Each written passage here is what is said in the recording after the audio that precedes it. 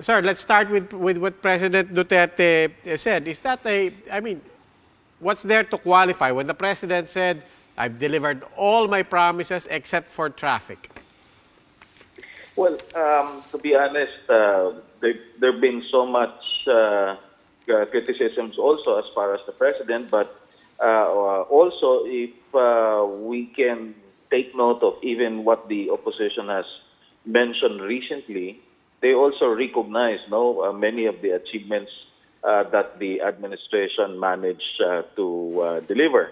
Among those mentioned was the pre-education, Boracay, and several others. Of course, there are other issues that remain controversial, like the train law, and of course the continuing war against drugs, and so many others. So at the end of the day, of course, there will always be some criticisms that will still find the way of any sitting president.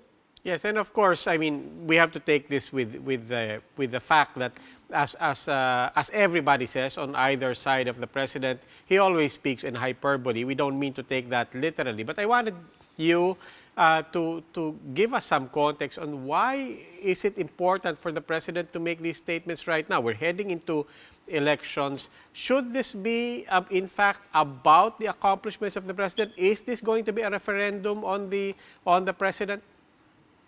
You know, every midterm election is a referendum on the president.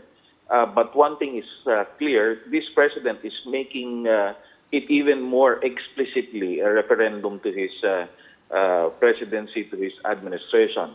Hence the statement that he has delivered so many of what he promised, except for the traffic, as he mentioned. So, in other words, if we are going to compare these midterm elections with the other midterm elections, perhaps this is the president that is calling